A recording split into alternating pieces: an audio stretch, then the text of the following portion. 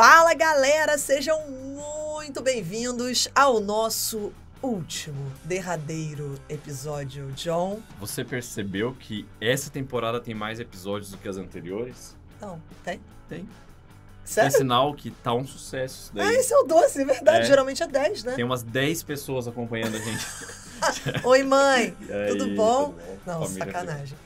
Muito bom dia, boa tarde, boa noite, boa madrugada aí pra quem tá ouvindo a gente no meio do plantão. Eu sou Joana, sou médica pediatra e host desse podcast. Estou acompanhada do... John, sou clínico de formação, professor de preventiva aqui na Medway.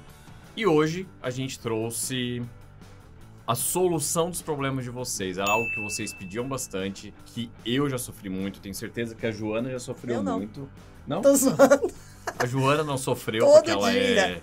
é imaculada, ela é uma pessoa que nunca errou.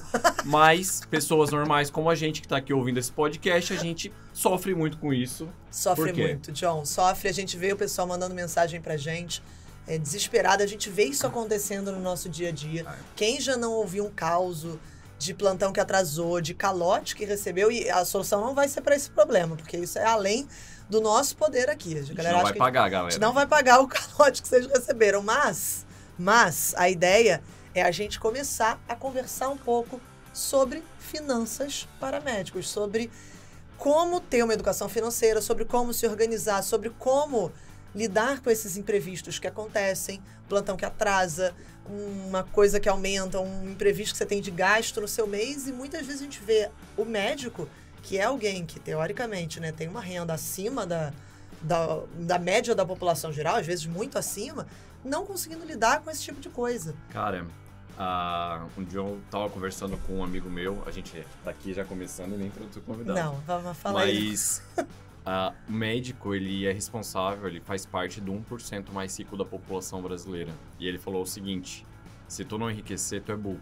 E aí eu falei, sim. Quem falou isso? Ele era finanças, alguma coisa? De finanças. Legal, bacana. É. Pode ser uma mentira esse dado? Pode, mas bateu. É isso, John. Acho que hoje a gente vai conversar, né? E falando um pouco sobre... Pra quem tá ouvindo o podcast aqui a primeira vez, o Finalmente Residente, a ideia é a gente discutir muito sobre carreira, sobre possibilidades que a gente pode seguir na vida médica e, por que não, sobre educação financeira.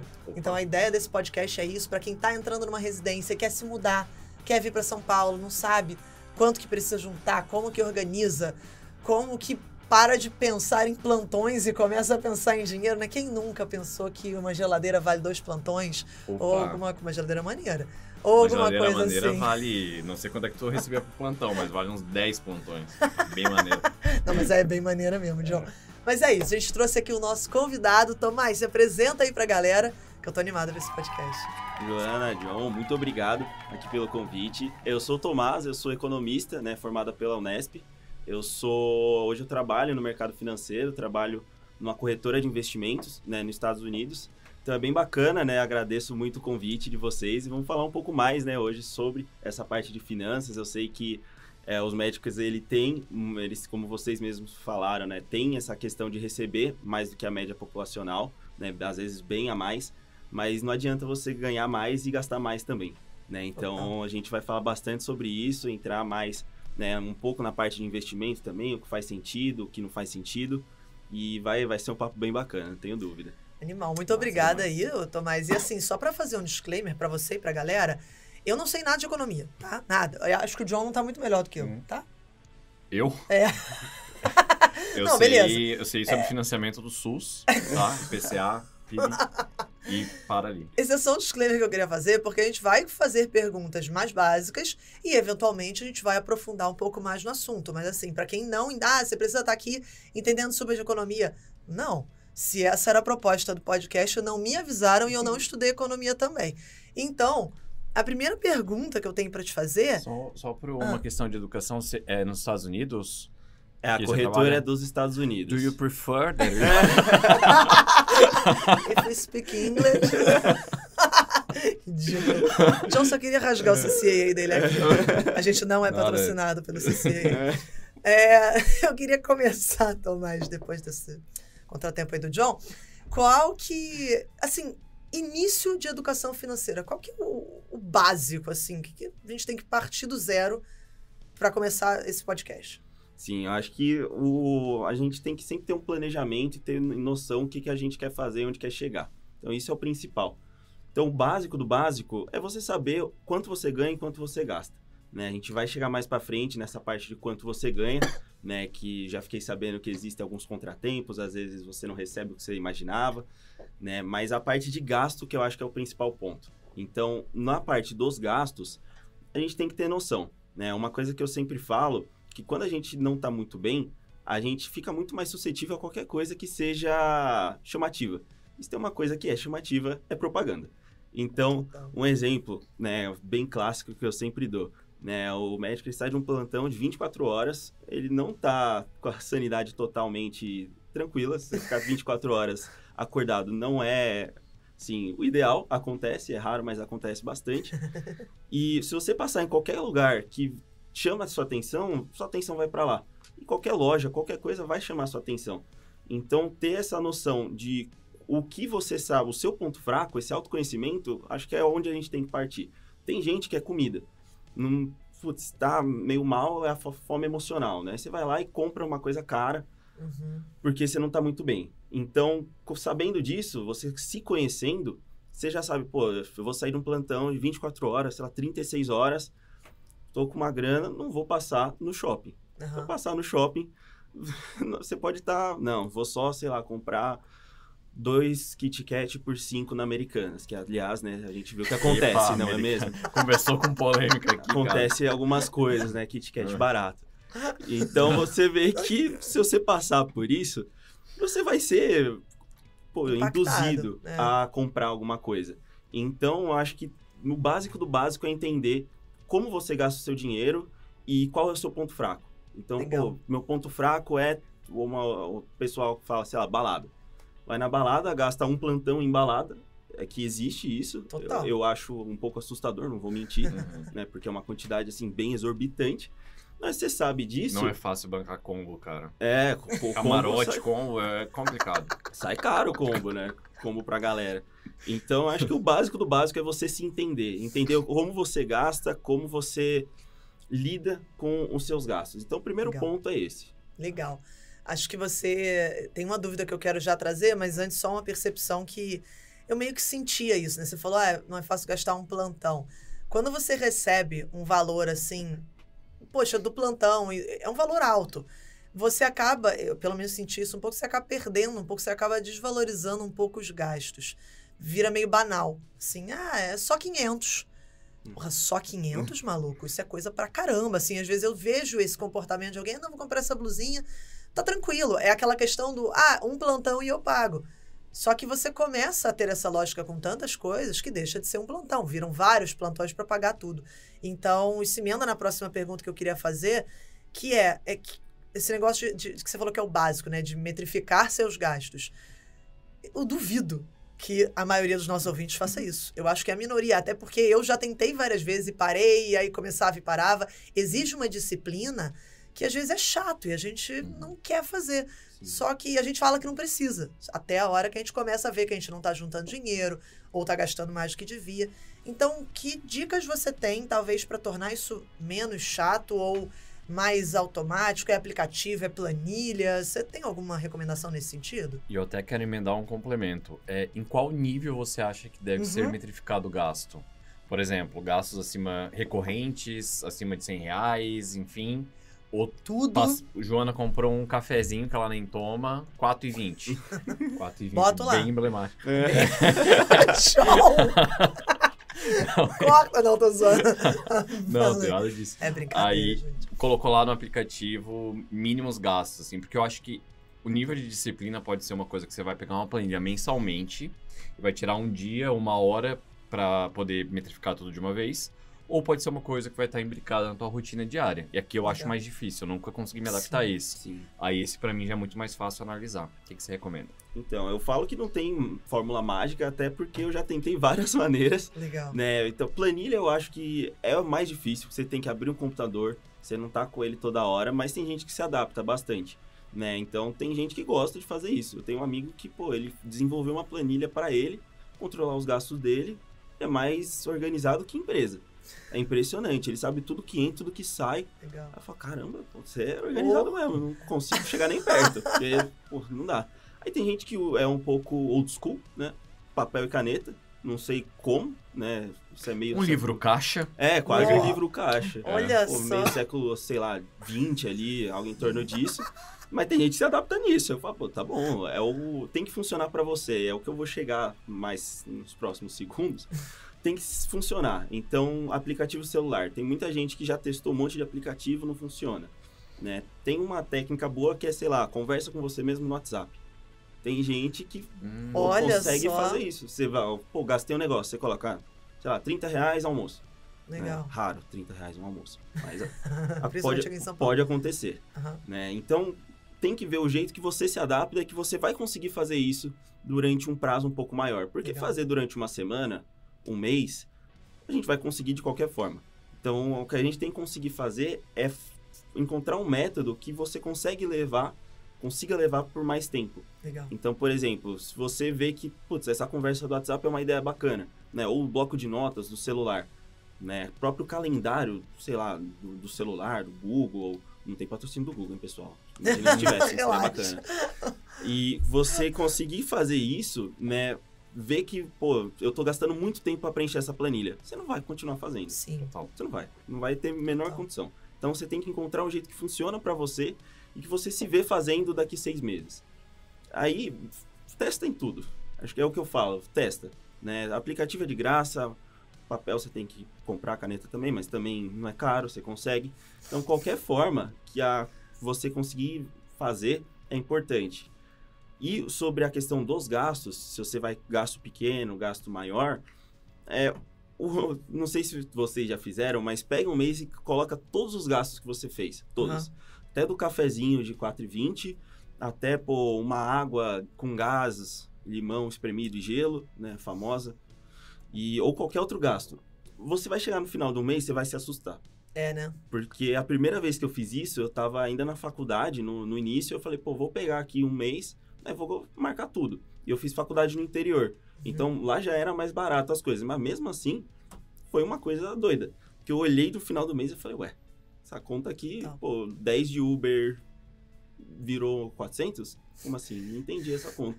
E é mais ou menos isso. Então, eu acho legal fazer o minucioso uma vez, né? Então, todos os gastos um mês para você entender mais ou menos como você faz. Porque é o que você falou, John, você não vai fazer isso toda vez. Você não vai conseguir marcar todos os gastos. Eu acho que é legal você fazer uma vez para ter uma noção. E aí depois você começa, por exemplo, uma outra forma que eu não comentei, que essa é um pouco mais, assim, complexa.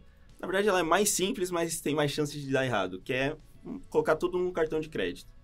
Então, você vai condensar todos os seus gastos num cartão. Todos. Aí você vai saber tudo que você está gastando. Só que se você começar a parcelar a fatura, jogar para frente, Eu aí ia já trazer era. isso. Eu tento fazer e não dá certo. É. Porque aí começa a embolar e aí a coisa acaba ficando mais Aí complicada. você estica a dívida, né? Você alonga É. a dívida, aí já era. Aí você já não vai ter noção, você já vai pagar um juros totalmente descomunal, que os juros do Brasil, né? O spread, que é a diferença dos juros que o banco empresta pro que a gente ganha do banco, é o segundo maior do mundo, né? Perde, se eu não me engano, para Madagascar. É uma ilha. Nossa Senhora. É, Informações aleatórias aqui, adorei. é muito grande. Isso é Então, muito grande. o cartão de crédito, cheque especial... Né? Outra coisa que eu sempre gosto de falar, cheque especial não é salário. Tem gente que acha isso, que o cheque especial é um pedaço do salário. E eu achava que não era comum. Eu também tinha essa impressão. Eu achava que nem existia mais cheque especial em 2023. É o que mais tem. É? O pessoal acha que é salário. Então, vê lá, pô, a pessoa ganhou, não sei, R$4.000. Aí tem um cheque especial de 500, pô, ela ganhou 4.500.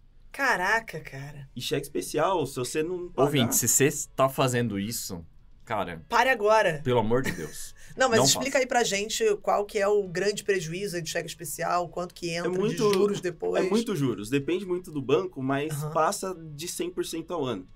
Nossa Juros. Senhora. Passa fácil. Cartão de crédito rotativo também passa de 100% ao ano. Então, são juros abusivos. Né? Abusivo no sentido de é liberado, mas é abusivo. Aham. Então, se você entrar nessa, uma hora você vai entrar na bola de neve, que você vai começar a fazer mais plantão. Vai chegar uma hora, que não sei, acho que a semana tem 144 horas, né?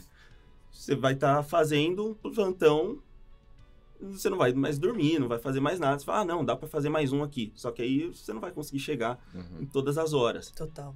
Então, eu acho que é importante isso de você, primeiro, fazer essa questão de um mês, marcar tudo, depois encontrar uma forma que você vai conseguir marcando os principais gastos, né, durante um período mais longo. Porque Legal. dar uma corrida, assim, um tiro, a gente consegue.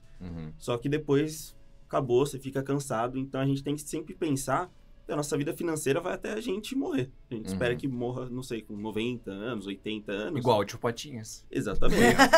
Chegar lá, pô, um monte de dinheiro. Isso foi ótimo, porque eu acho que o pequeno é o difícil. Você somar suas contas, que são razoavelmente fixas todo mês, é a parte tranquila, né? Poxa, eu gasto tanto de aluguel, gasto tanto de telefone, tanto de gás, etc. E tá de boa. Agora, o problema é, se fosse assim, a conta do cartão de crédito não assustava nunca a gente, né? Mas não é esse o ponto. A gente olha no final e fala, meu Deus, da onde saiu esse dinheiro? Como chegou aqui, né? Como que eu cheguei aqui? Pois é. Eu era um ignorante do ponto de vista de planejamento financeiro. Eu sempre fui muito... Os primeiros anos de formado, assim, eu perdi um tempo absurdo. Não passou dinheiro na minha mão, eu não retive nada, né? E também não comprei nada. Aí eu comecei a me assustar. Eu disse, cara, eu não tenho nada. E eu trabalhei tanto. Patrimônio zero. E aí eu comecei a refletir. Eu entrei numa crise próximo dos 30, no sentido de que... O que a gente quer no final? A gente tá trabalhando num negócio que é difícil, que é uma liberdade financeira. E se você não se liga que o tempo ele é um fator importante, isso passa e você não vê. E você fica refém, escravo do trabalho, porque não tem nenhuma perspectiva de mudança em relação a isso. Eu acho que vale a pena, com esse podcast, meio que a gente passar pela jornada do tipo, estou no ponto de desorganização, agora eu comecei a planilhar. Uma das coisas que eu mais me adaptei, eu acho que vale a pena aí para quem está ouvindo, para fechar esse assunto, eu tenho os gastos fixos e recorrentes para poder dar uma mexida mais estratégica no que realmente tira e desloca dinheiro. E esses pequenos, a cada 3 meses eu faço um retroativo em todos os meus cartões, que tem o histórico, planilho tudo e vejo, não, aqui eu gastei demais com Uber, o que eu faço? Ah não, vou vir de bike agora para o trabalho porque é próximo. Tô gastando muito em restaurante, vou começar agora, então a cada 15 dias eu vou comer em casa, entendeu? Tem algumas decisões mais finas para conseguir tirar, não é isso ali que hoje eu já ajustei bastante, não é isso que muda, mas... E também eu acho que o principal é a decisão de compra, né? Do tipo, botar na cabeça que você tem que prestar atenção nos ímpetos, né? A gente é muito impetuoso de chegar ali, tem a exposição, tem a remuneração imediata e você vai por ímpeto e compra um negócio que você vê que cada vez menos, conforme você vai adquirindo, vai te dando emoção que tinha no começo, né? Então, isso daí eu cortei bastante. Mas, dito dessa planilhagem, como que tu recomenda que a pessoa deva olhar para coisas que estão fora? Como que ela deve fazer a primeira ação para modificar esse estado? Sim, claro? Ficou sim.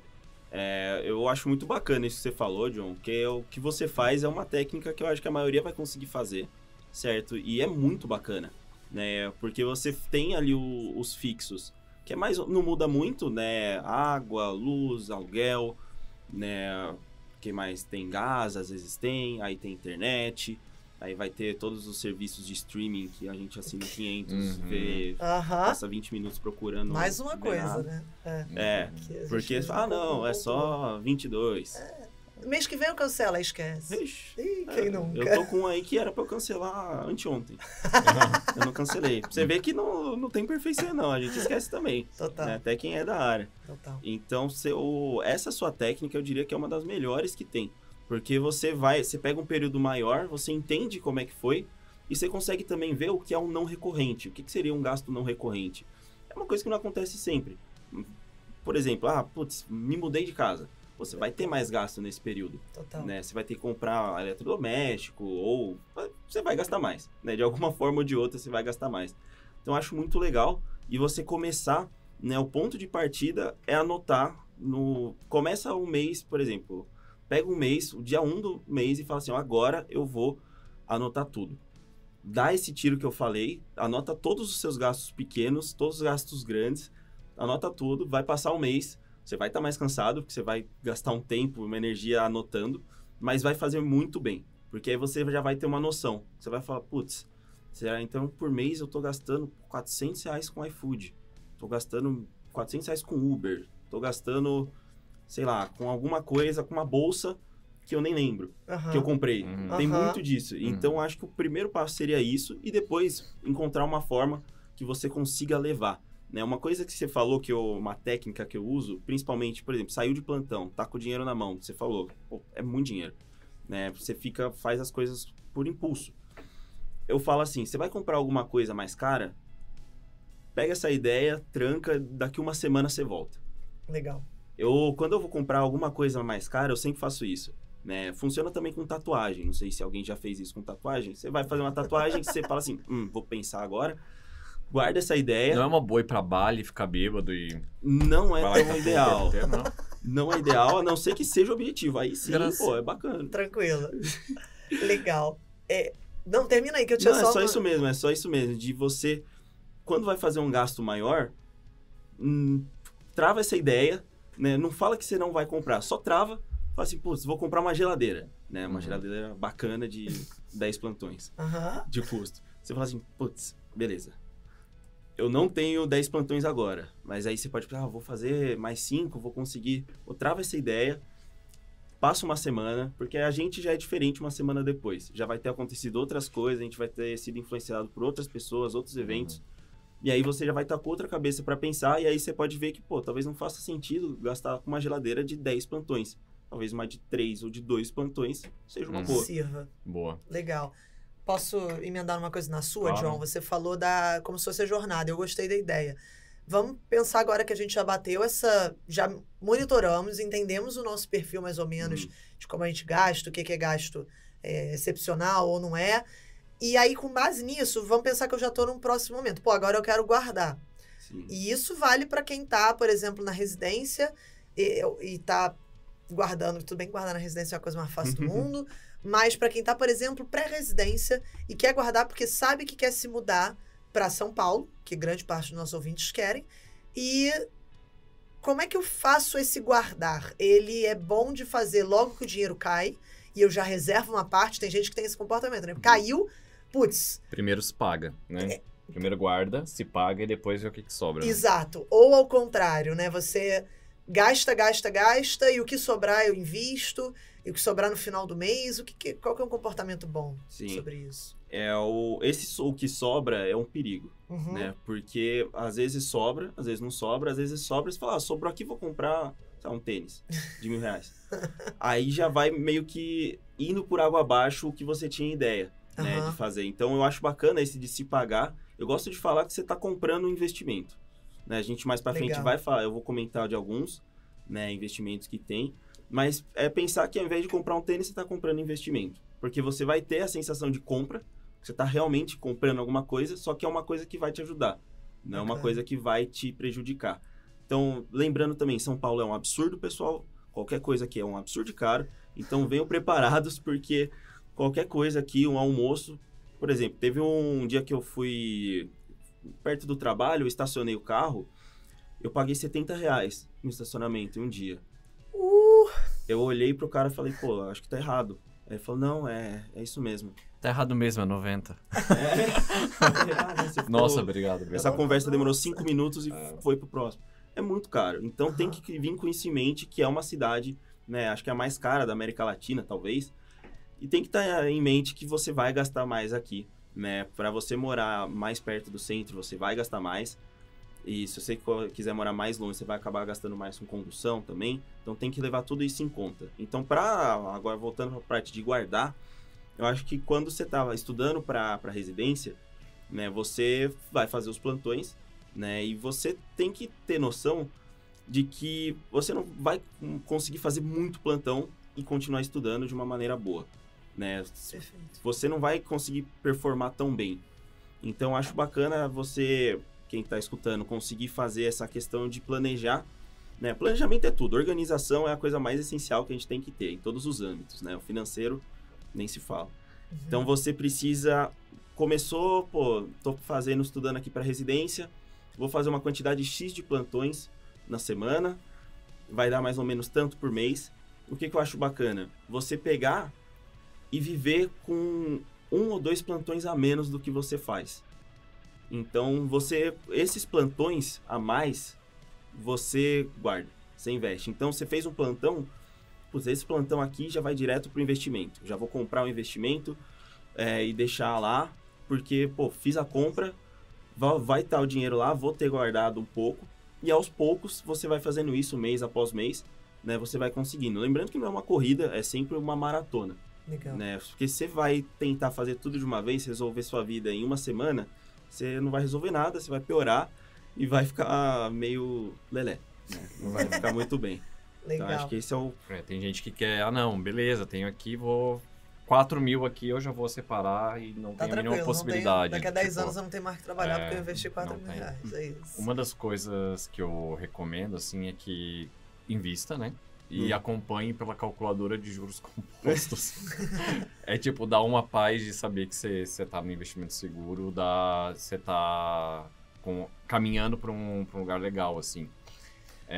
Posso dar uma dica? Aí, até Tomás, avalia se faz sentido ou não, mas muita gente pergunta, né? Mas eu quero me mudar, já formei, já tô trabalhando, tô estudando para residência, quero morar em São Paulo, quero fazer um pé de meia. A gente já conversou isso em outro podcast sobre... acho que foi em outro podcast, mas eu não vou lembrar qual. Valores e tudo, que seria bacana. Sim, acho que isso é maneiro da gente comentar um pouquinho também. Mas muita gente pergunta pra gente quantos plantões eu dou na semana. Isso mais na nossa quadra do que na tua, porque a galera pergunta, mas quanto que eu consigo trabalhar e manter um ritmo de estudo bacana para ser aprovado na residência? E eu sempre comento com a galera que o teu foco é um só. Ou o teu foco vai ser trabalhar naquele ano e juntar dinheiro, ou o teu foco vai ser estudar para passar na residência. Não dá para ter os dois. Eu quero ficar rico e passar na residência. Cara, você tá desviando o foco. A gente fala tanto de foco aqui na Medway que vai ser hipócrita eu falar que tá tranquilo fazer os dois. Então, assim, o que eu sempre oriento é, cara, trabalhe o mínimo possível para o seu planejamento. Então, você tem que ter um planejamento. E você vai trabalhar o suficiente para dar conta dele. Para pagar tuas contas, juntar teu pé de meia. Isso aí é inegociável, porque faz parte do plano da residência. Você tem que pagar conta, você tem que ter dinheiro para morar no lugar que você quer no ano que vem. Mas, trocar o carro, comprar uma bolsa da Louis Vuitton, etc. Isso não é o teu foco esse ano. Vai te tirar uma força considerável, uma energia considerável do teu dia e um tempo de estudo. Então, muda a ideia de qual é o máximo que eu posso trabalhar para qual é o mínimo que eu posso trabalhar. Isso é uma coisa que eu gosto muito de orientar, perfeito, a galera. Achei isso? Incrível. Ótimo. De verdade. Yes, falei certo. Uma coisa que eu queria que você falasse pela tua visão é que eu acho que às vezes alguém pode estar ouvindo e falando, não, beleza, depois do meu 6º ano de residência, eu já vou estar com uns 32, aí eu começo a investir porque eu vou ganhar mais dinheiro e eu não preciso me privar no momento de muita ralação. Então, esse dinheiro que sobra vem muito para remuneração emocional, enfim, para compensar todo o perrengue de ficar 60 a 120 horas por semana dentro de um hospital. Qual que é o impacto do tempo pensando no investimento de longo prazo? Por que você recomenda para começar a investir o quanto antes, né? Sim. Convence essa galera. Vou conseguir. Tem uma coisa que eu acho bem bacana, que você fazer uma coisa bem, né, é muito trivial. Então a excelência, ela é uma coisa trivial. Você só precisa fazer a mesma coisa durante muito tempo. Só que não é fácil, né? É simples. Você fazer a mesma coisa todo dia. Falando assim, beleza. Só que vai tentar fazer a mesma coisa todo dia durante 3 anos. É muito difícil. Então, quanto mais cedo você começa, primeiro que você já começa a entender melhor como funciona, você já vai se habituando.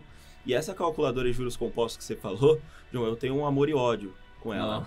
Porque ela é bacana, porque ela mostra, né? Você vai vendo que depois de um prazo um pouco mais longo, vai empinando, né?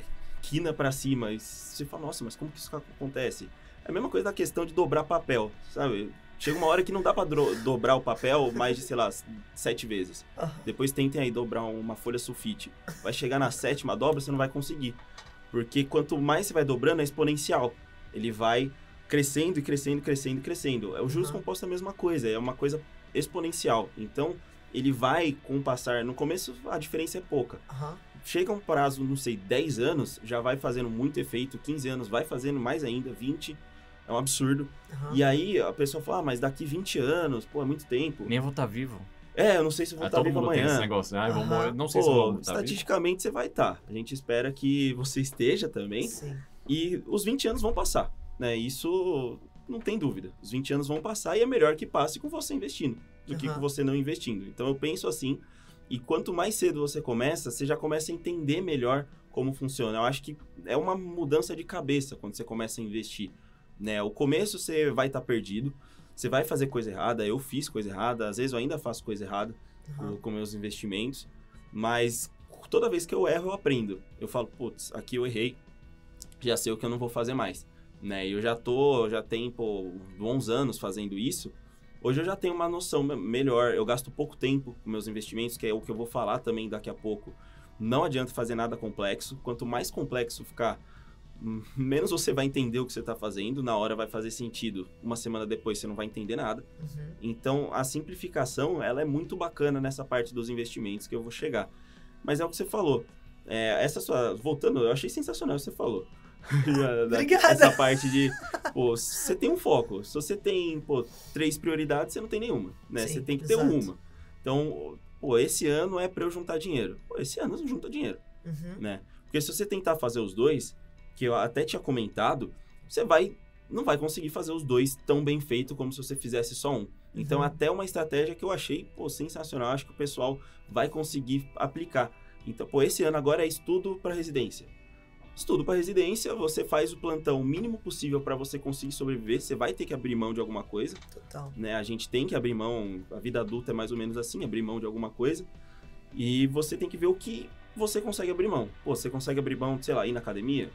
Beleza, vai ter que abrir mão. Hoje eu não vou conseguir sair com meus amigos, né? Vou ter que estudar. A vida é dura, vai ter que fazer algumas concessões, né, durante esse processo.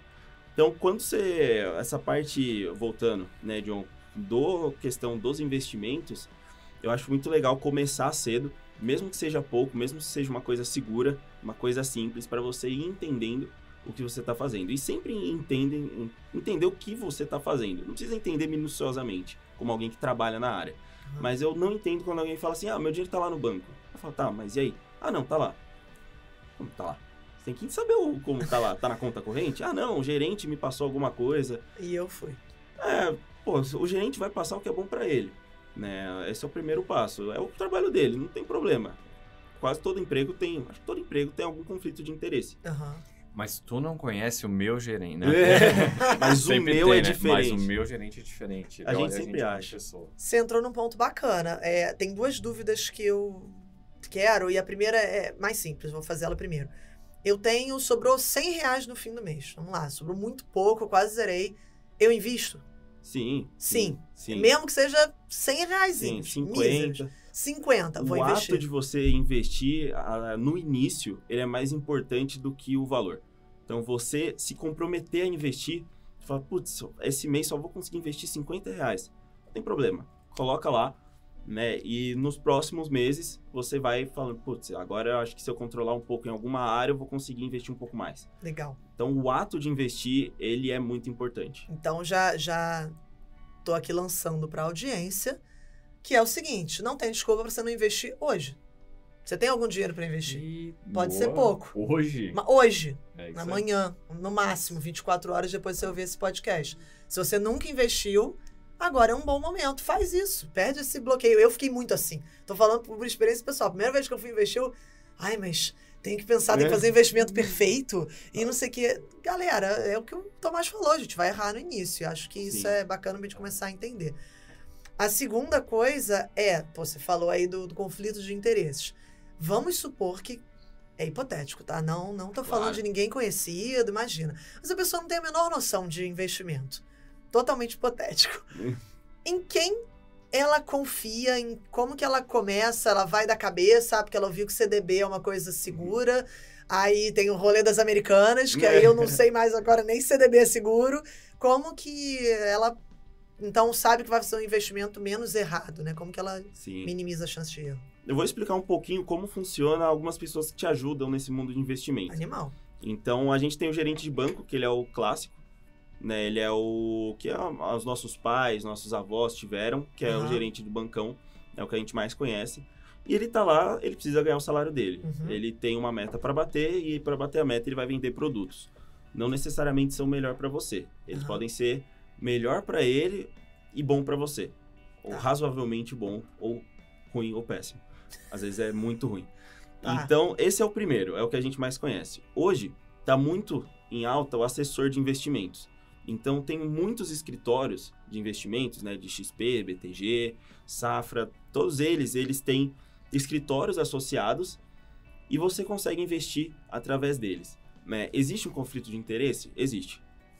Vai ter, sim. Só que esse, a gente chama hoje de gerente 2.0, né? Porque é como se fosse um gerente. Ele tem um meta para bater, ele tem as coisas que ele precisa vender, mas sempre tem que estar dentro do seu perfil. Então, se você chegar pro cara e falar, pô, eu não quero correr risco. E lembrem-se disso, a maioria das pessoas não aguenta ver dinheiro caindo. Né? Em 2020, eu vi meu dinheiro cair pela metade e não é legal. Não recomendo para ninguém. Né? Eu falo que ali eu fui batizado, que depois do negócio daquele, você já entende como funciona. Então, ou você aprende comigo falando, com a gente conversando, ou você aprende perdendo dinheiro. Né? Voltou tudo, já tá tudo bem hoje. Eu não perdi, mas você vê o seu dinheiro, pô, imagina, hipoteticamente, você tem 10 mil reais e de repente foi para 5. Como é que você se sentiria? A maioria ia ficar maluco. Sim. O pessoal não ia aceitar, muito bacana isso. Então tem que estar de acordo com o seu perfil. E a maioria da gente, né, das pessoas, tem um perfil mais conservador. Então tem esse assessor de investimentos. Tem como você fazer sozinho, né, ou você estudar. Seria com o menor conflito de interesse possível, mas é o que você vai gastar mais tempo. Então, você conseguiria gastando... No começo, você vai ter que gastar muito tempo para fazer isso, mas depois, é assim como a gente falou dos gastos. No começo, você vai ter que gastar mais tempo para entender, mas depois fica muito simples e flui bastante. Outra forma também que tem é você delegar isso para alguém. Então, existem pessoas que têm fundos de investimento que você consegue investir. Aí você está falando para alguém que é profissional, certificado na área, pô, eu tenho esse dinheiro, vi que o seu fundo faz isso. Tá aqui o dinheiro, eu só quero meu dinheiro de volta maior do que estava antes. Então, essas são algumas maneiras que tem de você receber auxílio, mas sempre, lembre-se que existe conflito de interesses em qualquer profissão e que você tem que estar ciente disso.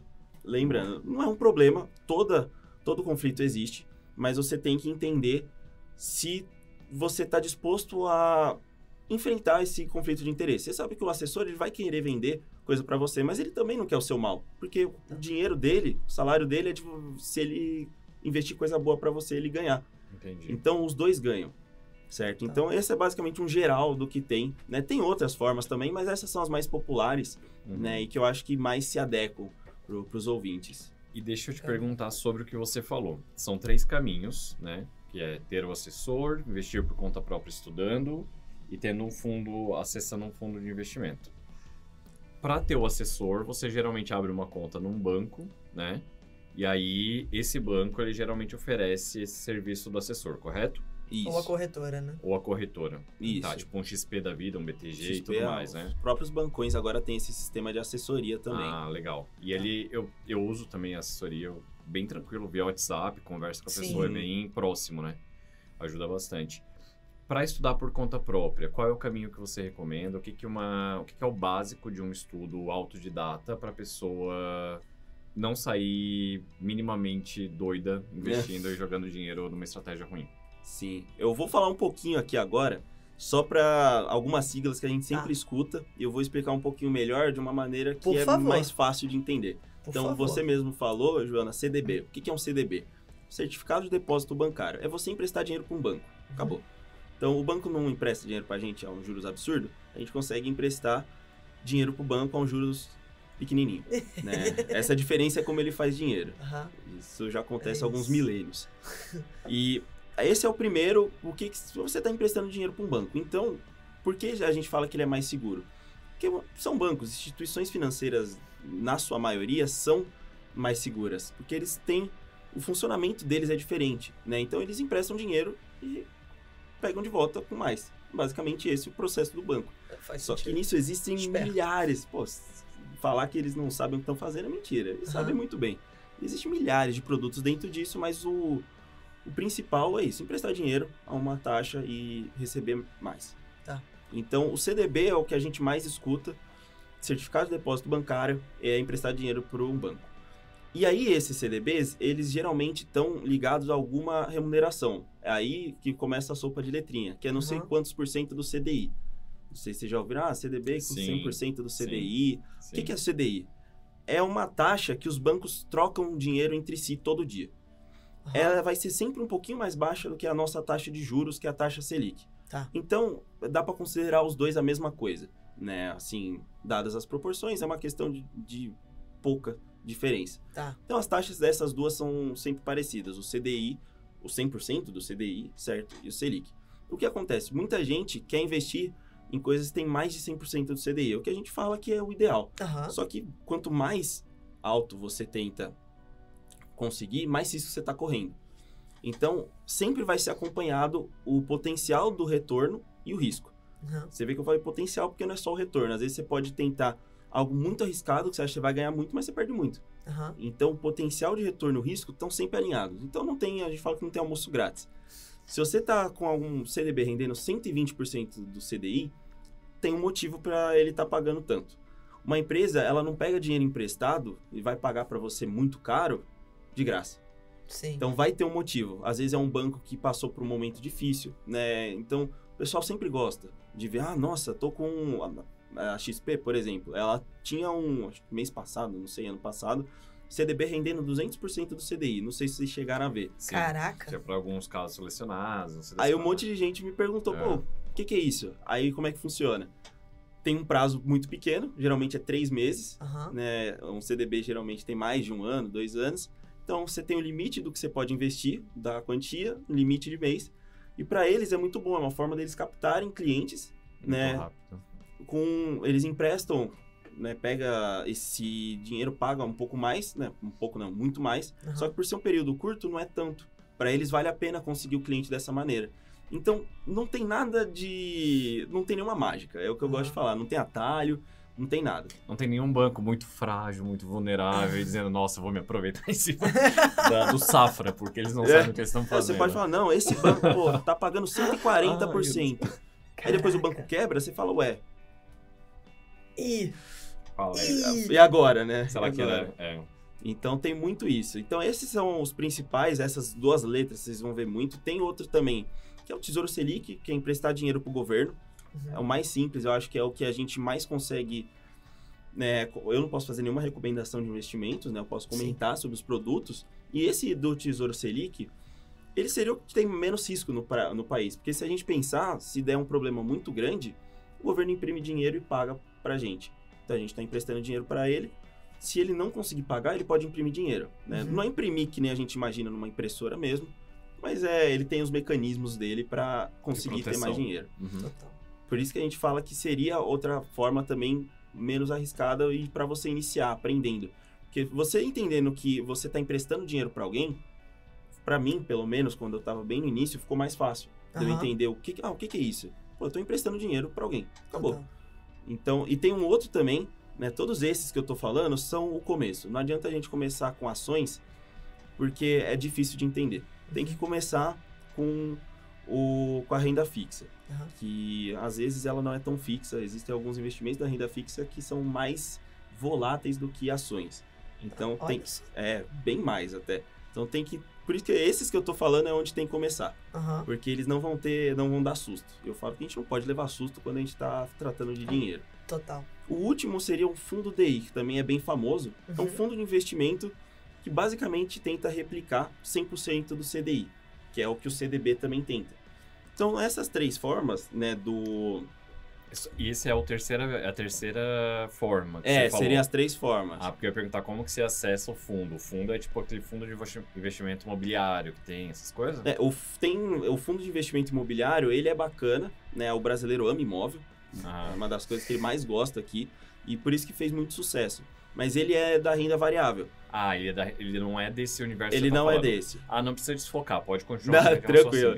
É porque tem muito fundo. Existem, não sei, tem mais de 3 mil fundos no Brasil. Nossa Senhora. É muito fundo. Mas o que seria esse fundo de investimento, no fim? Ele compra títulos do... Vamos ver se agora vai, porque é difícil essa explicação. Esses 3 que eu falei, Tesouro Selic, o CDB e o Fundo DI, a ideia é a mesma. É replicar algo seja o benchmark dele, que seja o CDI ou seja a taxa Selic, o mais próximo possível sem ter muito solavanco. Tá. Os 3 têm essa ideia, por isso que eu falo que é bacana começar com eles. Aham. Porque eles são o início mesmo da caminhada. O fundo de investimento, ele vai ficar comprando e vendendo alguns títulos, alguns CDBs, ele vai ficar comprando e vendendo alguns títulos do governo. Então, ele vai ficar fazendo isso para conseguir seguir o CDI. Essa é a principal ideia dele. Tá. Então, essas 3 formas, né, através de um fundo de investimento, através de um CDB que renda uns 100% do CDI, ou Tesouro Selic, é o começo, para você começar a guardar, começar a entender. E aí, depois que você já estiver habituado com isso, e habituado mesmo, eu falo assim, tá investindo mais de um ano, já tá entendendo o que você tá fazendo, entende como funciona quando você quer resgatar, quando você consegue, né? Esses geralmente são dias úteis, então no horário comercial do dia útil você consegue resgatar. Aí sim você consegue começar a ir para outros ativos, como você comentou, de um fundo imobiliário, que é muito bacana, né? Eu gosto bastante, mas... Não é nada, não olha com essa cara. João tá com uma cara de que tá entendendo tudo. Tipo, é uma... Assim. Aham. Concordo. Mas é bem bacana, mas eu acho que no começo não vale a pena falar, né? Porque vai confundir mais do que agregar, falar sobre esses investimentos que já são da renda variável. Então, início mesmo, renda fixa, esses 3 que eu comentei. E é uma estratégia segura, por exemplo, tem uma proteção de crédito, um fundo garantidor de crédito. Pegando esse disclaimer. Sim. Isso é legal. Não, isso é bacana. Tem ativo que tem, né? Os CDBs, por eles serem emitidos por bancos, eles têm esse fundo garantidor de crédito que te dá até R$250 mil garantidos. Mas eu falo assim, é 250 mil se tiver no fundo, né, garantidor de crédito. Porque imagina, se um banco gigantesco quebrar, ele não vai conseguir pagar 250 mil para todo mundo. Então, existe essa garantia, mas se algo muito ruim acontecer, ele vai ter que pagar todo mundo. E talvez ele não tenha todo esse dinheiro para pagar todo mundo. Olha só. Deixa eu te perguntar. Agora, historicamente, já aconteceu... Quando foi a última vez assim que aconteceu um negócio? Caos, botei... Americanas. Não, pô. Tô zoando. Não, mas tipo, quando que aconteceu, assim, ó, uma galera que tava com a carteira investida ali em CDB e em renda fixa, que são estratégias mais seguras, né? Quando que aconteceu de todo mundo se ferrou? Já tiveram algumas falências assim, né, dentro do Brasil, né? Não é tão comum, mas não é tão raro, né? A gente viu agora, né, acho que tá bem alta, né, no momento que a gente está gravando aqui, essa questão da Americanas, né, acho que todo mundo viu, ficou um pouco assustado, porque não faz sentido, realmente não faz sentido. Né, é uma questão que ainda vai dar muito pano para manga, vão entender o que aconteceu. Então, é uma empresa grande, né, pro Brasil é uma empresa muito grande, acho que todo mundo já ouviu falar da Americanas, já entrou, já comprou 2 Kit Kat por 5, já fez qualquer coisa ali dentro. E você vê que acontece até com empresa grande, né? Banco é mais difícil acontecer. Pode acontecer com bancos menores, né? A gente já teve alguns... teve Banco Paulista, que já teve, né, essa questão de falência, mas é bem mais difícil. Quando a gente está falando de banco grande, a gente está falando de muitos setores da economia, né? Então, os bancões que a gente fala, Itaú, Santander, Bradesco, Banco do Brasil, né, Caixa, se um deles quebrar, talvez o dinheiro seja menor da preocupação, porque vai ter acontecido muita coisa, né? Eles estão envolvidos em muitas operações de financiamento no Brasil todo, seja de empresa, seja de crédito para, sei lá, agropecuária. Então, é bem difícil isso acontecer, né? É possível? É possível. Então, sempre tem que ver qual é o banco que está emitindo esse título, esse CDB. Porque você vai ver um banco, pô, nunca ouvi falar nesse banco. Já liga um alerta. Você fala, pô, tá pagando bastante, mas nunca ouvi falar. Então, tem que estar ciente de que não tem nada de graça. Quanto mais arriscado, né, mais risco tem. Quanto mais tá pagando, mais risco vai ter. Então, não... É o que eu falo, deixem simples as coisas. Os investimentos têm que ser simples. Você tem que dormir com a cabeça tranquila. Se você dormir pensando nos seus investimentos, alguma coisa tá errada. Porque não é para tirar seu sono, é para melhorar o seu sono. Uma coisa, eu acho que até indo agora para o caminho mais pensando em liberdade financeira, como que a gente vai guiar esse caminho, a gente precisa ter uma estratégia no qual você vai deixar o dinheiro e o tempo que vai fazer ele render, então não é interessante tirar ele. Então é um dinheiro que meio que você bloqueia para ter o dinheiro da vida, né? E eu queria saber qual que é a tua recomendação para essa estratégia. E, em paralelo, é importante ter uma reserva de emergência, aquele que tu pode resgatar no D+0, mas que tu não deixa parado numa poupança, tu deixa rolando algum tipo de investimento. E aí, pensando em reserva de emergência, que é aquela... Alguém morreu da tua família, tu precisa pagar o velório, o caixão e tem que tirar para ontem, sabe? Que sim, pode Nem acontecer. só isso. Uma cirurgia. Exato, tem cirurgia, casos bem alguma menos. Teu coisa. cachorro tá ruim, alguma coisa. Quanto que você recomenda que a gente tenha isso e aonde também investir? E tem também aquele dinheiro, pô, eu vou fazer uma viagem daqui a 1 ano e eu quero ir deixando, se eu misturo com o dinheiro de emergência ou se eu faço uma terceira coisa. Eu queria saber se essas 3 estratégias de distribuição de dinheiro em relação ao investimento, elas são suficientes para a gente pensar em uma liberdade financeira, se programar em relação a isso. Está protegido, porque o dinheiro, na realidade, ele pode ser visto de várias formas. Eu acho que a principal é proteção, do tipo, como que você vai chegar aos 60 anos e não vai precisar depender tanto do trabalho, não vai precisar ficar num casamento falido porque tem um interesse econômico naquele casamento, enfim. Você acha que essas... De família. Casos de É, família, mas né? é, Rolou. Tem muito Bem-vindos à Adorei, vida adulta, adorei galera. o Se jogo. você... A vida adulta é esse tipo de decisão. É Eu falo, isso. vida dura. E eu queria saber se... Onde que você recomenda para esses 3 caminhos e se eles são suficientes para que eu pense que a minha saúde financeira esteja correta. Engraçado, né? Isso aqui é tudo pergunta de aluno. Não, não tem nada a ver com o John. Eu tô olhando e falando, Nada pessoal. nada, pessoal. Um aluno perguntou aqui agora, no ao vivo. Nem tá ao vivo. Essa estratégia, João, de separar, eu acho uma das mais interessantes. Né? Legal. Até no outro trabalho que eu tive, quando eu ia falar com um chefe meu, você ia começar a falar, ele tinha muita coisa acontecendo. Ele falava, qual que é a caixinha? Então ele perguntava, pô, qual que é o assunto? O que a gente tá legal. tratando? Boa. Legal. Ah, é de tal coisa? Beleza, então vamos aqui. Eu acho legal tratar dinheiro assim. Então, você comentou, pô, isso daqui é pra minha aposentadoria. Então, a ideia é você não gastar. Você não tem esse dinheiro. Você esquece. Ele não existe. É pra realmente não utilizar. Uhum. E aí existem vários produtos, né? A gente tem previdência. A maioria das previdências são horríveis, né? Já falando aqui, são horríveis. Assim, é ruim, né? Você consegue fazer a mesma coisa que eles fazem pagando muito menos. Legal. Frisando, é ruim, tá? É ruim, não sei se ficou claro. É. É isso. Porque o que tem em previdência é que eles compram Tesouro Selic. Ah, é? Só isso. Eles Olha só fazem então isso. você pode por Você pode conta fazer própria. sozinho. Olha só. Legal. A única questão de previdência Socorro. é uma questão tributária que talvez você consiga fazer, dependendo do plano, você consegue diferir, pagar mais na frente, mas é só isso. Tá. Tirando isso, a maioria das previdências são horríveis, né? Eles fazem coisa que você consegue fazer sozinho. Tá. Então, existem produtos, né? Tem um muito comum que o pessoal gosta, que é o Tesouro IPCA, que é basicamente emprestar dinheiro para o governo e ao invés de pagar a taxa Selic, ele vai te pagar a inflação mais um tanto, Uhum. né? Isso no vencimento. Então, a gente tem... Não pode mexer. Você pode, mas você pode perder dinheiro. Tá. Por isso que ele é legal para prazos mais longos, porque você vai, no vencimento, ter exatamente o que você comprou. Então, se você pegar um Tesouro IPCA para daqui 10 anos e segurar durante esses 10 anos, você vai ter a inflação do período mais uma taxa, sei lá, 4, 5% ao ano. Aham. Né? Então, é uma forma bacana. Lembrando que não é uma recomendação, né, pessoal? Não. É Tá tranquilo. É só uma descrição do que é. uma descrição do que é. Então, você consegue, né, fazer essa caixinha. Putz, a caixinha de aposentadoria pode ser esse Tesouro IPCA, por exemplo, que eu sei que ele vai me proteger da inflação, que é uma coisa que a gente quer, mas só no vencimento. Então, eu acho bem bacana essa ideia, porque você ainda está na renda fixa, você ainda não foi para ações, você consegue entender melhor o que está acontecendo, né? Ações é bacana para você fazer, né, essa parte da previdência, mas por enquanto eu não vou entrar nisso, né? Acho que em outro momento a gente pode falar disso, mas por enquanto eu vou ficar bem na renda fixa porque é o início. Se a gente tentar começar com ação, geralmente não dá muito certo. O pessoal Essa é a perde caixinha dinheiro. da aposentadoria. Caixinha Boa. da aposentadoria.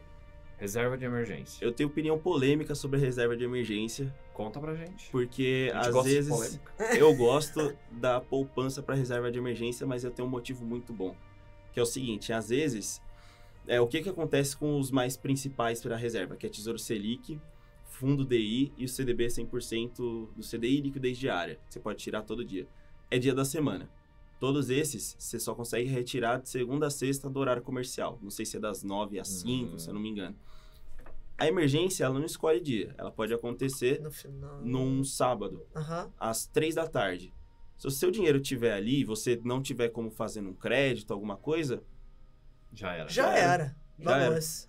A tua emergência já Vai ter não vai que- ser mais emergência quando tu tiver o dinheiro. É. então, segunda-feira talvez você já não consiga. Então, eu tenho uma opinião polêmica que eu falo. Às vezes é bom você ter alguma coisa na poupança para essa questão. Porque Aham. você tá falando que, pô, uma emergência, ela pode acontecer 7 dias da semana. E 2 dias você vai ter... Não vai ter Aham. essa proteção. Então, dependendo da situação, vale a pena você ter um pouco em alguma coisa que você consegue tirar todos os dias, qualquer momento. Aham. Né? Os bancos digitais, eles fornecem isso, né? O Nubank, por exemplo.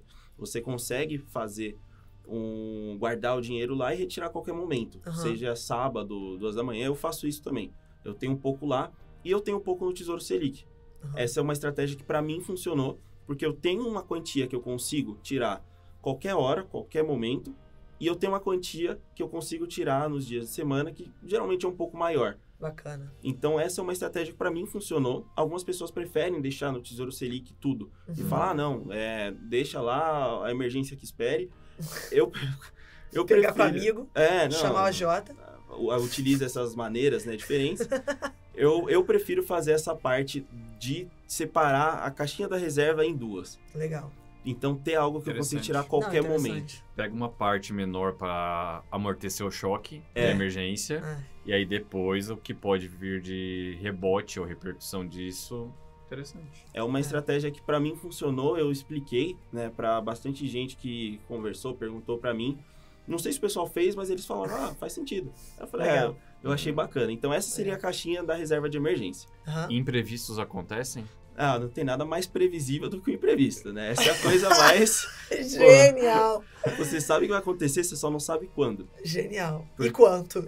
Exato. Você não sabe quando e quanto, mas que vai acontecer uma hora, vai. Bacana. Tá. E eu já ouvi falar também ainda sobre reserva de emergência, que a gente tem que ter 6 vezes o nosso salário Eu mensal. também já ouvi esse número mágico aí. E aí? É Confere, o- professor. É o ideal, mas a gente sabe que o ideal não acontece muito, né? Então não adianta você já falar, putz, eu comecei agora, eu não tenho 6 meses. Sim, começou agora. Aham. Então você tem que ir aos poucos, né? Por que fala 6 meses? É porque é um período que você consegue se reestruturar, né? Você consegue, putz, deu algum problema, preciso passar 2 meses fora, cuidando, sei lá, de algum parente, não vou conseguir trabalhar, você não vai ser pego de surpresa, né? 6 meses seria o ideal. Se você conseguir, né? Eu imagino que os ouvintes nossos aqui, eles consigam juntar uma quantidade, né? Depois desse podcast aqui um pouco mais, né? Eles vão conseguir fazer isso. Então, o que acontece? Você começa juntando um pouquinho na reserva de emergência. E aí, aos poucos, quando você chegar próximo de, sei lá, 3 meses, 4 meses, você já vai mais tranquilo. Porque eu imagino que o médico, ele não vai ele consegue um plantão mais fácil do que uma pessoa consegue um emprego. Sim. Vocês podem me Sim, corrigir se eu confirmamos essa informação, Confirmamos. com certeza. Confirmado? Com Confirmamos. certeza. Pode ser um Perfeito. plantão que remunere mal, mas de fato ele consegue. Perfeito. Então, ter 6 meses é o ideal. A gente sabe que todo mundo fala isso, seria o mais bacana mesmo. Ah. Mas começa aguardando, né, aos poucos. Uma hora você vai conseguir 1 mês dos seus gastos. Tá ótimo. Uma hora você vai conseguir 2. Vai indo, chegou no 3, continua. Mas já saiba que com 3 já é algo bacana. Você já não vai ter um susto, não vai ter uma Bacana. surpresa. Top. Bacana.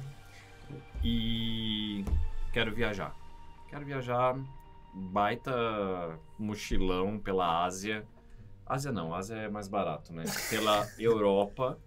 E quero deixar o dinheiro guardado, que eu não mexa, mas que renda alguma coisa, já que é o dinheiro que tá ali parado, né? Parado, é. Sim. Vai ser gasto, Mas mas, eu vou não gastar. vale. Tem Eu gente vou que gastar deixa na tudo. conta, eu vou gastar de qualquer jeito. Não, né, gente? Vai gastar daqui a um tempo. Deixar na Enquanto conta é um isso, perigo. Tá. É. Porque você vai gastar. Você Tá. vai ver alguma coisa que você gosta, né? Eu gosto muito de tênis. Eu vou ver um tênis e vou falar, nossa, esse tênis tá legal. Aham. Tem um dinheiro na conta. É agora. Nem olha. Agora, se você tem, putz, daqui 1 ano eu vou viajar pra Europa, fazer um mochilão com os Mas amigos. você merece. Você trabalha muito. Um miminho. Vamos pegar esse um mimo. Não, aqui. é bom viver também. É bom. né? Claro, claro. Sempre lembrando que a gente tem que ter um planejamento pra viver, né? A gente tem que juntar dinheiro, tudo, mas não adianta você virar um ermitão só juntando dinheiro, você não tem mais contato com ninguém, aí você vai ficar rico E sozinho. é isso. É E isso. solo. E a vida passou. É muito bacana. Yes. Então, lembrem-se de viver. É sempre muito legal. Recomendo. E para viagem, né, por exemplo, daqui 1 ano, aí é importante pegar algum produto que trava esse dinheiro durante 1 ano. Então, tem CDBs que tem um prazo de 1 ano, tem alguns outros títulos de renda fixa, que acho que o pessoal já escutou, que é LCI, LCA, CRI, CRA. Eles geralmente têm esse prazo. Então, você consegue travar o seu dinheiro por 1 ano, você deixa lá, ele vai ficar rendendo, e aí no prazo de vencimento você vai pegar o dinheiro de volta. Que provavelmente, se você tem uma viagem marcada para daqui 1 ano, vai ser essa a ideia. Agora, se tem uma viagem marcada para daqui 6 meses, você coloca no investimento de 1 ano, não é o ideal, né? E acontece muito. As pessoas, elas não leem as coisas, né? É uma coisa, assim, doida, porque o pessoal não lê. Então, nossa, mas eu não sabia que eu só poderia resgatar meu dinheiro em 2030. Poxa. Olha só! Que coisa. Pega a tua reserva de emergência agora, ô destreza. espertão. É o quê? Agora pega a tua reserva de emergência, ô esperto. Então, a gente tem que saber o que tá fazendo, né? Minimamente. Então, prazo, quanto que eu vou conseguir sacar o dinheiro? Às vezes, pô, o prazo é daqui 1 ano, você consegue sacar antes, mas você vai perder, né? Eu tenho investimento que ele vence em 2025. E ele vai juntando juros, né? Um de renda fixa, é um título de renda fixa, é um LCI. Se eu tentar resgatar agora, eu vou perder muito dinheiro. Mas perder mesmo. Eu coloquei, sei lá, R$1.000, eu vou pegar 800. Aham. Eu vou perder, porque eles falam, você grande quer o dinheiro escala, agora? isso Beleza, você pode ter o dinheiro agora, mas eu vou tungar em você uma quantidade absurda. E aí tem gente que não tem, por não ter um planejamento, não tem uma reserva, não tem nada, não tem outra opção. Perde de bobeira, né? Perde muito fácil, Olha muito só. fácil. Então, essas seriam as 3 caixinhas que eu Legal. acho bacana ter. Então, sempre fala, putz, agora qual é a caixinha? É essa. Qual a Legal. outra caixinha? Reserva de emergência? Se quiserem separar em 2, como eu comentei, eu acho que é uma estratégia bem válida, né? Mas ter ciência, né? Colocar nome às coisas. Então, aqui é viagem Europa com os amigos. Aqui é, sei lá, carro daqui 3 anos. Casa daqui 10. Então, vai fazendo isso, vai dando nome às coisas. A entidade carro daqui 3 anos não existe para o recém-formado em medicina. Ele tem que comprar um carro importado logo depois de formado para ficar pagando 200 anos e verdade. dando mais plantões. A É gente vê o muito que isso move. acontecer. É verdade. Não façam isso Não também. façam isso, foi irônico. Contém ironia. Contém ironia. É muito comum ver isso, né? Pelo pouco que eu conversei, né? Eu tenho amigos que estão cursando medicina, tenho familiares também. É muito comum estar ali finalizando, tá na residência, começou já a fazer plantão, pum, um Já carro se de endivida. R$300 mil. É. E você não tem nem perto de R$300 mil, né? Então tem aquela brincadeira que eu sou um pouco contra, né? Que, por exemplo, o Gustavo Lima fala, eu quero saber qual é a parcela, quanto dá para parcelar, não o preço. Isso é um perigo. Isso é um perigo Porque parcela, danado. você consegue... Eu vi Diminuir na vida. o pessoal comentando, não sei se foi na pandemia, que o brasileiro gosta de dívida, né? Não gosta, mas é um ser que se endivida muito. Muito. E não é pouco. E às vezes a gente acha, eu tinha essa impressão, John, não, eu não vou me endividar. Gente, o cartão de crédito é uma dívida. Ponto. Se você está botando tudo no cartão, isso é você está se endividando. E pode ser que algum dia você não consiga pagar essa dívida. A dívida vai vir muito além do que você ganha. Esse negócio de parcelar é um caos, você começa a olhar... Nossa senhora, é bom ter... Eu, pelo menos, faço isso em alguns momentos. Eu zero ali meu cartão, né? Eu chego e falo, não, peraí. Não dá mais pra botar dívida agora. Vai ter que ser à vista num dado momento, porque senão daqui a pouco eu não consigo mais pagar. E acho que isso é importante. A gente vê, tem coisa que tá parcelada 10 vezes. Então, assim, você já...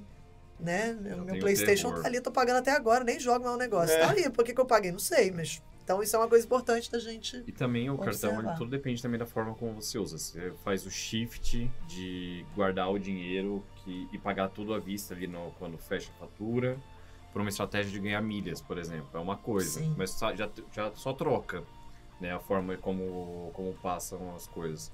Agora se coloca como um a mais, né, que vai parcelar, que vai se endividar. Eu acho que daí também é um grande problema. Tá certo? Cara... Não, pode tá certo? Não, com certeza, né? Agora vamos à pergunta, quanto ganha? A gente sempre pergunta para toda especialidade o quanto que ganha. Quero saber quanto que ganha Um um economista que Não. trabalha numa corretora nos Estados Unidos. É brincadeira, é brincadeira. É brincadeira. Mas eu acho que isso é bacana, porque a gente já tá conversando há um tempasso. E assim, esse assunto é infinito. É infinito. Virtualmente. A gente Não pode acaba. conversar disso. Se você gosta, então, nossa senhora, o você assunto vai longe. eterno. E acho que eu queria começar a encerrar, John, se você topar. Não sei se você tem mais alguma dúvida final, mas eu queria também abrir espaço para mensagem final do Tomás. Eu até quero só... Deixa eu dar uma mensagem final. Uma coisa. Por favor, Pelo senhor. amor de Deus. Por favor, conta a sua história de superação, John. Conta como você saiu de um completo descontrolado para 1 milhão de reais na sua conta. A galera falava que eu era a Betina da Medway, né? Lembra da Betina da Empíricos? Lembro. Então eu vou te ensinar hoje a juntar 1 milhão de reais saindo do zero. Porque nada veio do meu papai. Não, brincadeira. Eu não sei como é que é o caso da Betina, mas geralmente veio do pai. A rotina do rolê. Não, eu acho que... Não é fácil juntar 1 milhão de reais, gente. Acho que 2 coisas, assim, que sendo médico que não tem uma educação... Nunca tive uma educação financeira muito... E é uma educação, assim, como tu deve ser ensinado a não botar o pé na mesa durante a refeição. Você deveria ser ensinado em relação a como gerenciar o teu próprio dinheiro. A Joana tá rindo. Mas é uma educação importante e isso, obviamente, molda a forma como a gente encara o dinheiro, né?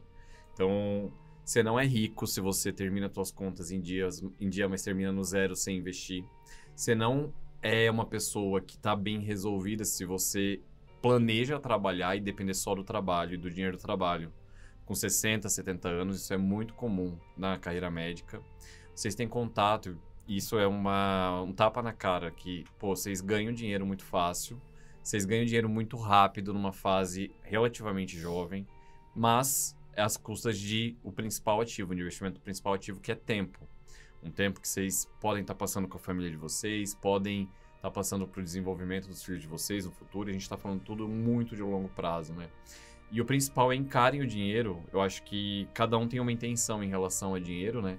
Mas encarem o dinheiro como uma segurança, como algo que vai te deixar seguro, como algo que vai te trazer liberdade para chegar numa terceira idade e ter liberdade de onde você vai alocar o seu tempo, de não ficar preso em relacionamentos em função de dinheiro, de não depender dos outros. Isso não é incomum no meio médico também, tá? Porque a gente tem um desenvolvimento de relações muito precário em função da dedicação à carreira. Então, encarem isso como uma das coisas que vocês vão levar tão a sério quanto vocês levam as coisas que vocês gostam, como vocês levam a carreira de vocês. Porque, no fim das contas, o que a gente está fazendo de residência, o que a gente está fazendo é um investimento na gente. E um investimento que não adianta você ganhar muito ali depois de formado e jogar de colher a montanha que você joga todos os dias. Então, isso que é o mais comum. E tempo é fundamental. Quanto antes vocês começarem, mais fácil é de essa exponencialização acontecer. E façam com que os 10, 15 anos que o Tomás falou venham aos 50 e não aos 80, porque só se ligou disso tarde. Acho que é isso. Posso dar uma mensagem final também, então? Antes do Tomás, rapidinho? É bem rápida e é para você, mas também é para Joana de 2 anos atrás, que é não se trava porque você não gosta disso ou porque é chato, porque vai te dar trabalho e exige disciplina. Pior do que isso é você não ter planejamento nenhum e cair na seara que o John comentou. Então, é chato? Mas faz parte da vida adulta, tem coisa chata que a gente faz também e isso é necessário. Assim como também estudar para residência todo dia é legal, olha, nem sempre, né? Tem dia que a gente não tá ali, mas a disciplina ela é fundamental justamente, né? O que você comentou, o difícil é fazer com regularidade. É simples, mas é difícil. Eu nem sei se eu tenho alguma mensagem depois dessa. Às vezes resumiram exatamente o que é. Não sei muito o que falar, porque é exatamente sem colocar nem tirar nada. Né? Você falou perfeito, você, John, Joana, vocês gabaritaram. Yes! É exatamente Tinha um isso. teste aqui, a gente fez, passou. 2 completos leigos aqui, mas alguma coisa a gente tá fazendo certo. Muito Sim. bom. Então, diz pra gente onde o pessoal te encontra, tem alguma rede, tem um site, alguma coisa? Sim. Eu tenho um Instagram, né, que eu falo com meu amigo lá de finanças, chama Convex Finanças, né? Convex, C-O-N-V-E-X. Exatamente. Financas. Legal. Então lá a gente fala bastante de investimento, tem, né, tanto algumas informações mais iniciais mesmo, como algumas partes mais já avançadas, né, que a gente vê no trabalho, no dia a dia.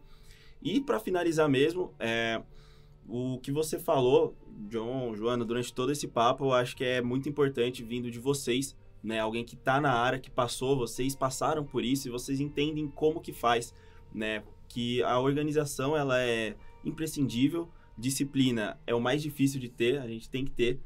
É tudo uma maratona, não é uma corrida, né? A gente vai ter momentos que vai dar um gás maior, a gente não pode dar um gás maior e depois parar.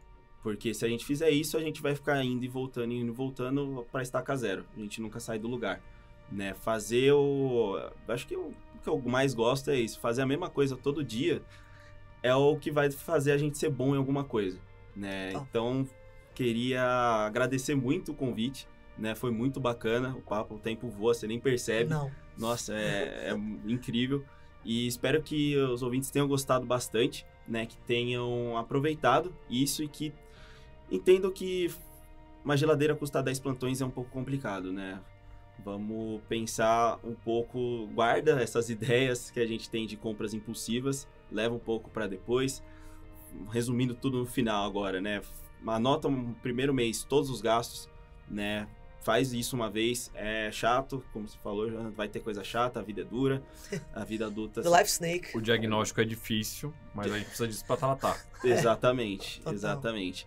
E começa simples, acho que se eu pudesse dar uma dica da parte de investimentos, simplifica. Legal. Não deixa complexo, porque não vai funcionar. Legal. Então, o simples, ele funciona por um motivo, né? Ele se provou ao tempo que fazer a mesma coisa, simples, sem muita mirabolância, você vai conseguir chegar lá. O tempo vai passar de qualquer jeito e, como você falou, John, a gente quer chegar mais ou menos com uma liberdade ali pelos 50, 60, não depender, né, de fazer plantão quando você já não tá mais com a sua saúde 100%, porque a gente vai ficando mais velho, vai piorando a questão da saúde mesmo. Plantão é cansativo já com 30. Quem dirá, eu não sei ainda, mas deve ser bem puxado com 50, com 60, socorro. É isso. Tomás, muito obrigada aí pela participação. Putz, acho que a gente encerrou, foi um episódio um pouco mais longo, mas season finale sempre é um pouco mais longo, né, John? Claro, sempre tem todo o desdobramento, o clímax, a resolução. É isso. Então, gente, John, como sempre... Te vejo na quinta. Um prazer. Na quinta-feira? Na quinta temporada, caramba. Na quinta temporada, vem aí. Vamos chegar a gente foi renovado? Não sei se a gente foi renovado. Acho que eu só tô fazendo uma pressão aí pra galera. Breaking Bad, Por que Choras? Teve 5, não teve? Tem algumas aí que não chegaram. passaram. DLC, por exemplo. DLC caiu na quarta? Caiu na quarta. Galera, foi um prazer. Como sempre, estar aqui junto com vocês do Finalmente Residente. Estaremos de volta na quinta temporada, a não ser que algum... Esse aqui é um investimento conservador, então assim... a não ser que tenha algum problema muito grande, não vai ter a quinta temporada. Aprendi alguma coisa, John. E já sabem, né? Sigam a gente no @medway.residenciamédica no Instagram. Ou em todos os reprodutores de áudio. É isso, galera, estamos lá. E foi muito bom. Obrigado. Acho que é só agradecer vocês aí que comentam aí no YouTube, que ouvem aí no Spotify, em qualquer outro reprodutor de áudio. Acho que cria-se um vínculo muito bacana. A gente vê todos os comentários que vocês deixam. E vocês falam com a gente, né? E isso, cara, isso não tem... É uma remuneração emocional muito grande pra gente. Obrigado demais aí pelo carinho, pela parceria. E tamo junto. João falou tudo. É isso. É isso. A mensagem final que fica. Agradecimento a você. Acho que o seu livro que você falou, acho que lá nos primeiros episódios do Comunicação Não Violenta, tá fazendo efeito, John? Você tá melhorando, juro. Eu não, claramente não, tô zoando. E é verdade, tudo que o João comentou, isso aqui não tem preço. Se é para ajudar um pouquinho e saber ajudar a gente a tomar decisões melhores, a gente também rala muito, a vida não é fácil, mas se dá para simplificar um pouquinho, eu fico muito feliz, e o Joãozinho também. Então, beijo grande, a gente se vê nas aulas, na próxima temporada, nos episódios anteriores, para quem não ouviu, já tá tudo disponível no Instagram. E a gente vai continuar enchendo o saco de vocês. A gente aparece em todos os patrocinados do rolê. Então, prazer imenso. A gente se vê na próxima. Valeu! Valeu!